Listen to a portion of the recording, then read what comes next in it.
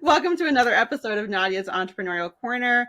I am really looking forward to this conversation today. I have Knute Fosso of HodlPerks with us, which is a really unique platform that's supporting rewards for NFTs. I probably totally screwed that up, but you will correct us shortly. But his journey into what he's doing right now is definitely not traditional. But I think for most people who are in Web3, they didn't exactly like wake up and be like, I'm going to start a Web3 related business because it's such a fast evolving space, particularly as I learned participating in Outer Edge LA in March. So his journey actually began in e-commerce, and a lot of cool and interesting things happen in between where he's at now. And because he's going to be a lot better than I will telling his story, I'm going to let you take the reins, Knute, and tell us a little bit about where this all started and where did the entrepreneurial bug even come from for you? Yeah, thank you so much. And it's great to be here on the show. So thanks so much for having me. It's funny. I started, I was working at a bank, and I was making very little money hourly. I was working in IT. Came from a military background, and I was like, there's got to be something more. And so I started off with that, and I was like, how am I going to make some more money? Is basically what it started with. That's kind of where everything really bloomed from there, is how can I make like an actual living? Because what I was earning really wasn't in the area that I was located at, just wasn't enough for rent or anything. So kind of down the line, I started really researching, how I could get into doing Shopify and stuff. I kind of heard along, making money online, all these different gurus talking, right? But I started to kind of get really into it. And, my wife at the time, she was actually my fiance, and she was really passionate about baby clothes. She was actually working at a baby clothing boutique, and she was a nanny full time. So I was really just intrigued by kind of these two different things. I was learning about e-commerce on one hand, and then my wife was doing this. And I was like, you know what? Maybe I should try to see if there's something there that we can kind of team up on. So my wife and I started Chubby Bubby Bear, which is a infant baby. So cute. Yeah, yeah, Did yeah, you come yeah. up with the name or did she come up with the name? How did that happen? Yeah, so my wife did. She told all credit to her.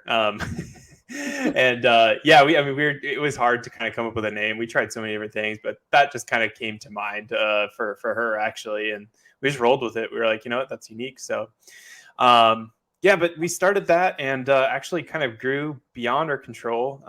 It kind of became a bit too stressful, actually.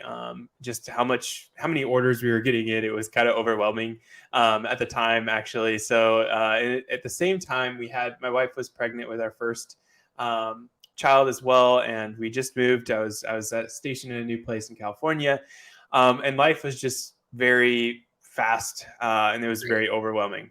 So we decided to sell the business. And we exited. It was a great deal for us to exit, and great opportunity for us to kind of like reevaluate things and focus on what we want to do next. And so that was awesome for us. Wow. So So I know a lot of people listening, are in e-commerce, but likewise, there's people who are interested in Web3. But just when we're thinking about like the journey as a whole, I think people listening, they might be like, oh my God, like that's so amazing. But it sounds to me like it was an overnight success. And then I think sometimes when people hear that, like they don't understand that there was still a lot of work and strategy, of course, that yeah, went into that acceleration of the growth. So what do yeah. you attribute that quick growth to? And what was like the timeline from start to end in terms of the sale? I attribute it to two things. Like one, my wife just being so in tune with the trends, and just how much she really likes, like her passion was in it, her heart was in it for, running the Instagram. I think our Instagram grew from like 0 to like 110 or something, 100,000 really, really quickly, like in a Wow. very short amount of time. Yeah, Moms. yeah, it was really good. And I think a lot of people were just really attracted to that. So we had really, really good growth, when we ran ads and stuff like that, just because people would be drawn into our brand. So she had a really strong, I don't think she knew it, but she just had a super strong brand identity, and that really stood out to many people. And she was just on top of things. So a bunch of credit to her. I, on the other hand, was just like obsessed with numbers and like, how could I make the math work out? Mhm. So I was always looking at ways that we could kind of increase our bottom line a little bit. In terms of like what we could sell that has like a little bit better, has a little bit more newer or trendy, and just people would be more interested in it coming off of an ad. I was also always looking at different um, apps and stuff. So I was always obsessed. There was like many nights I would stay up till like 3 a.m. just like trying to figure some setups out for like apps or something like that on Shopify, or setting up new ad campaigns and stuff like that. So there was there was a lot of work we still did, but I think it was just like once you got some momentum, it's like so much easier to get going. And Yeah, yeah.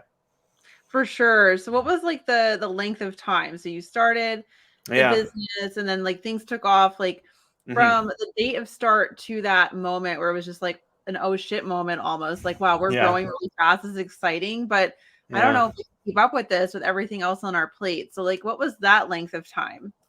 Yeah, I mean, I think when we started, it was about October or November of 2019, and then we exited January 1st of 2021.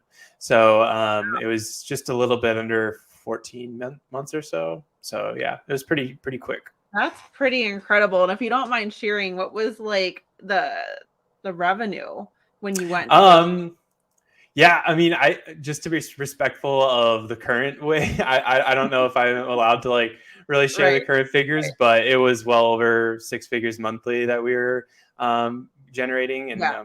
pretty consistently too. Wow. So That is so cool. And obviously, we're not going to spin this podcast episode into a full blown like e-com tutorial.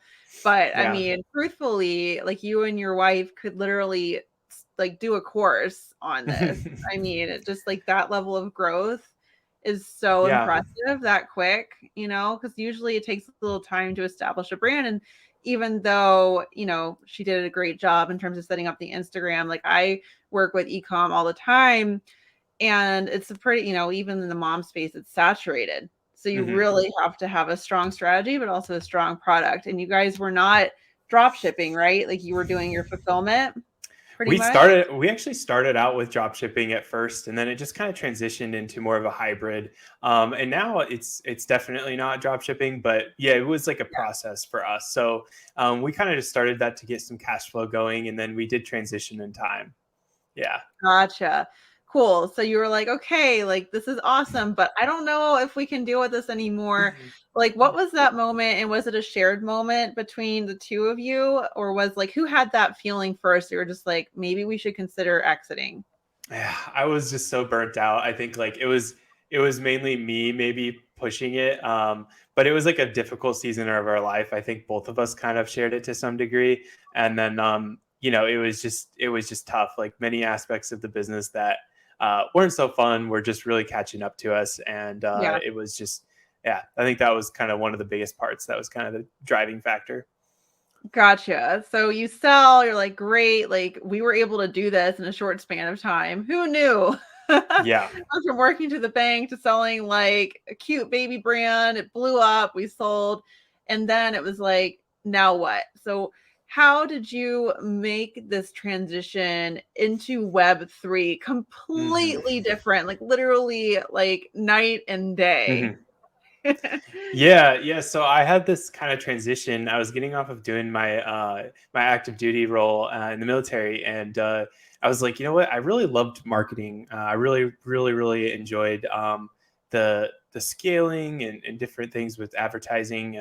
And so I started to seek out a role in media buying for myself, some way that I could kind of support people and allow them to do the same thing that I did for us. But I would have my goal was just to have a little bit more of a contained scope in what I did, and just Mhm. hopefully not be as scattered, doing things that business owners have to do, right? Right. Um, well, kind of come to realize that the grass always, of course, is not always greener on the other side. Everybody always thinks that like different business models, different things are better. It's not the case. Everything has its ups and downs. One thing that I loved about moving into my marketing agency role that I started was, of course, like our profit margins were better, and stuff like that. Like it's much easier because it's a service based business, right? But at the downside of that is you just got new problems to deal with. You've got new clients that you want to work Mhm. with, and you've got a whole bunch of different host of other issues to deal with. And so I think like over time, the process there was that I learned a lot. I worked for different like startups and stuff.